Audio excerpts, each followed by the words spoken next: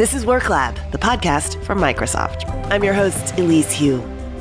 On Work Lab, we hear from leaders and scientists about the surprising data and trends that are transforming the way we work. These creatives, these influencers, are the ones who are fueling so much product purchase right now. And if you are not thinking about how whatever it is you're selling is being used or talked about by the creative class, then I think you're missing out on a key part of the funnel. You have to be in front of this authentic group of people. These are all creator economy people who are finding their passion, their community around your products. You need to embrace them. That's Daniel Roth. He's the editor-in-chief of LinkedIn, which is part of Microsoft. And he knows a lot about creators, all the people who monetize their content online. Writers, photographers, gamers, influencers, and of course, business leaders who share advice on LinkedIn. He's got insights on why businesses in all sectors should pay attention to the creator economy. For one, it's growing fast. Funding for creator-focused companies is up 188% so far this year compared to all of 2020, according to CB Insights. Later in the episode, we'll hear from a Microsoft employee who moonlights as a digital creator and who's building skills that help him grow in his day job, too. But first, my conversation with Daniel. All right, Dan Roth, welcome. Hello. Thanks for having me here. Where are you joining from? I am in Brooklyn, New York. I'm in my attic, which is incredibly hot. And over the course of the pandemic, I've been consistently moved out of rooms as my family has demanded that I stay quiet to stay out of their hair. Okay, well, tell us a little bit about yourself. I understand you were a journalist before joining LinkedIn as an editor. I'm a longtime business journalist, so I've worked at Wired, Fortune, Forbes, the tech editor at Fortune. I then ran Fortune.com. And while I was at Fortune about 10 and a half years ago now, I was building an app for Fortune called the Fortune 500 Plus. It was going to take all this great data that Fortune had, and we needed some kind of social data. So I flew out to LinkedIn to see about using the APIs and had a really good meeting with the CEO at the time, Jeff Weiner, who called a few weeks later and said, hey, we're going to move into content. Why don't you come and join us? And so that was the start of the next part of my career, which involved building out the entire editorial operation at LinkedIn. That's fantastic. So for those who don't understand the thinking behind the editorial content on LinkedIn, a lot of us might use LinkedIn or probably do use LinkedIn as job networking or a recruiting hub, but you do things for creators and have really championed this idea of a creator economy. What is that, and what is LinkedIn's role within it?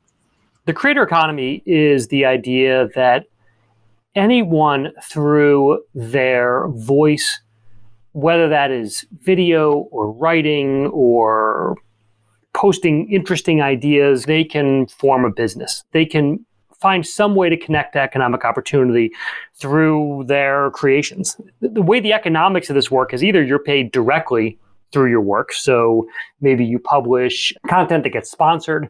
Maybe you're an influencer and someone then sponsors you as an influencer to talk about their work.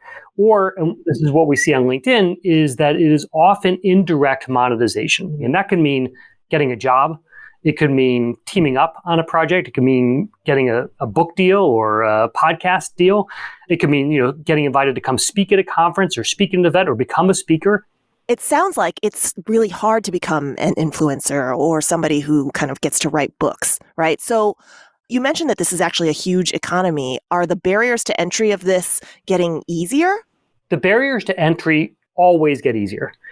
The ability to get attention for your work always gets harder. CB Insights had a recent report. They looked at creator-focused companies that reaped in over $1.3 billion in funding in 2021 alone. That was up nearly 200% from 2020. There is a belief in the market that this is what a future of work looks like. And what is a creator-focused business? Can you give some examples? It's really anything where there is some creation involved and you're getting some kind of direct payment for it. I'll give you an example. There's a creator on LinkedIn who I've talked to in the past who is a former chef. Her big belief is that the future of cooking is all induction. And that induction cook is when you cook by electric. on LinkedIn, she kept posting about induction cooking, why it was better, why it was good for the environment, what she was doing with it. She shared her own personal stories of induction cooking, and she was doing it because it was her passion. Someone from the San Francisco mayor's office saw her post on LinkedIn, said, "You're an induction cooking, expert Yeah. or influencer. Why don't you come do a cooking class with the mayor?" And she did this cooking class at the mayor. Someone else saw that. They opened a kitchen with her, Wow. induction cooking kitchen. She's now sponsored by induction cooking companies. And it all came because she had a passion for this area and she built a community around this topic. I love that. And these kinds of examples, these kinds of people together make up the creator economy. Exactly. That's right. How does this differ from side hustles? A big difference between a side hustle and having something be a full-blown creator economy company is you have to build a community to be able to have a successful creator economy company. You have to have fans and you have to have super fans. That sounds pretty challenging. What has changed among this community or the creator economy writ large over the past couple of years? What are you seeing? The pandemic has shown us all that the traditional way that we have worked might not be the best way of working. And we see this in all of our data at LinkedIn, is there is this incredible demand for the ability to be able to carve out your own path and to have flexibility. I mean, flexibility, I think there was a recent survey we did that showed that of the demands... 87%. Yeah, 87% of workers in a LinkedIn Insights survey found that they would prefer to stay remote at least part of the time, and that flexibility is the fastest rising priority for workers. Is that the one you're talking about? That is exactly it. And that's 73% of workers saying job flexibility is their top priority. We've never seen that before. We've done these kind of surveys before, and it was always like, hey, what's a priority for you as a worker? It was always pay and recognition. In the pandemic, job flexibility shot instantly to the top, and it has stayed there. Have you heard of Miss Excel? Tell me about her. Miss Excel is a young creator who just offers quick tips about how to use Excel. She started on TikTok. She built a massive following for these Excel tips on TikTok. She brought those over to LinkedIn. They're doing incredibly well on LinkedIn as well. We're talking about the spreadsheet software. Yes, I should be clear. These are tips on how to use your spreadsheet software better on a platform that is known for their funny dances. I think that what she has found is that the audience might be more on LinkedIn than on TikTok. This is a persona for her, and you can build a business out of doing something like this. Thanks, Dan.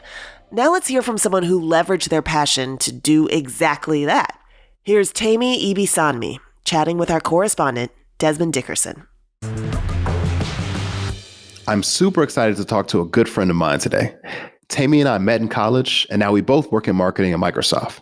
He's also a successful member of the creator economy with a travel Instagram account that has over 18,000 followers.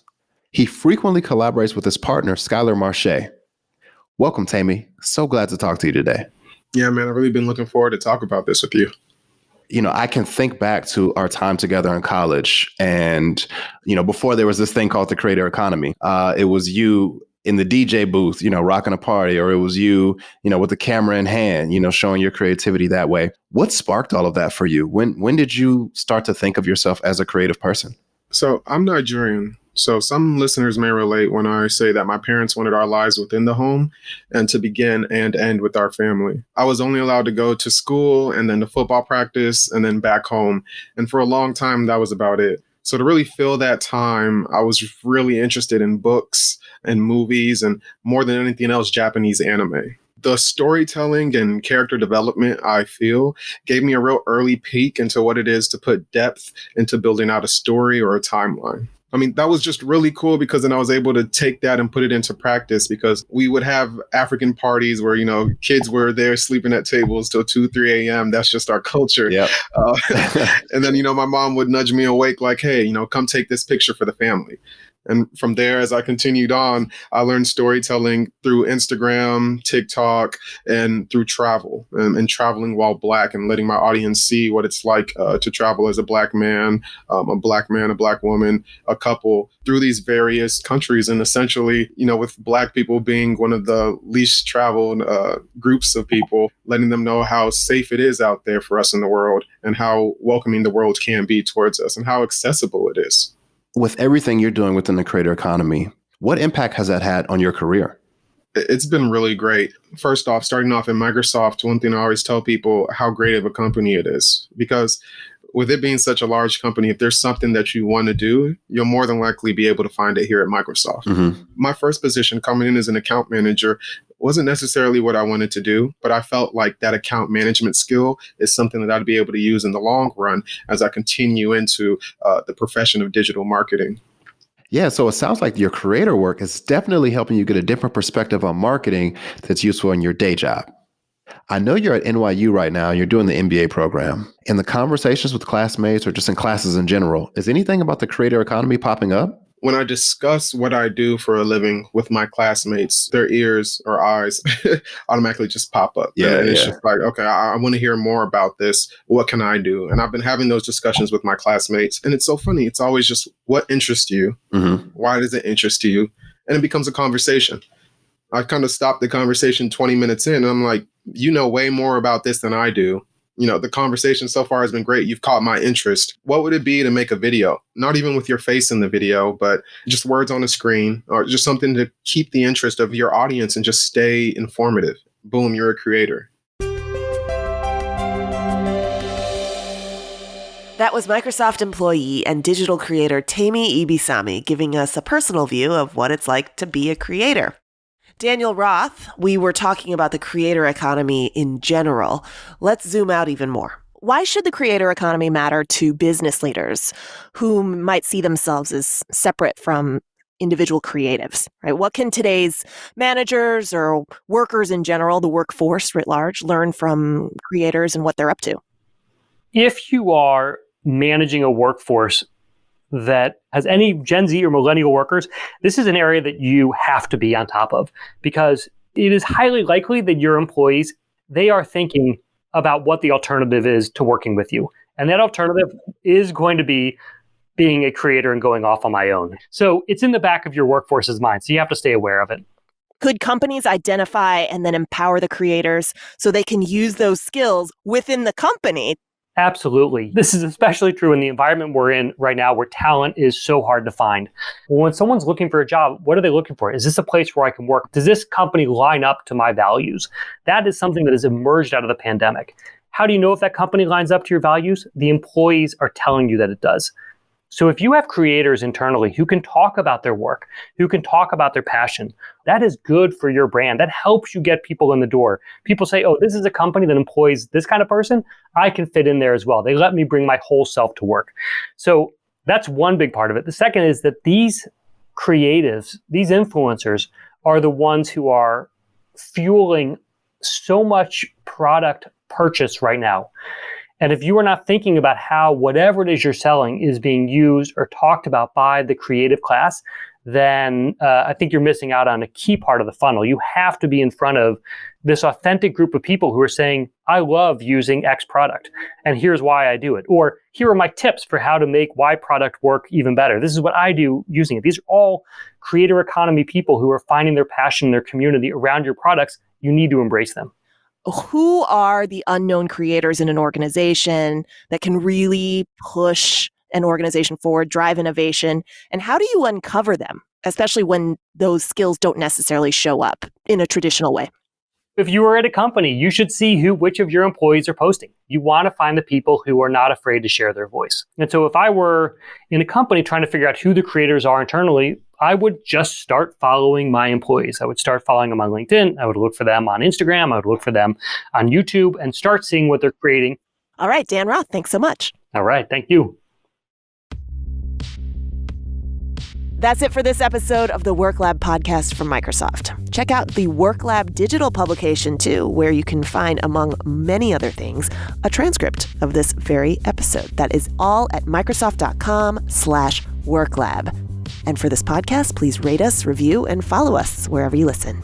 The WorkLab podcast is a place for experts to share their insights and opinions. As students of the future of work, Microsoft values inputs from a diverse set of voices. That said, the opinions and findings of our guests are their own, and they may not necessarily reflect Microsoft's own research or positions. WorkLab is produced by Microsoft with Godfrey Daddich Partners and Reasonable Volume. I'm your host, Elise Hu. Our correspondents are Mary Melton and Desmond Dickerson. Sharon Calander and Matthew Duncan produce this podcast. Jessica Volker is the WorkLab editor. Thanks for listening.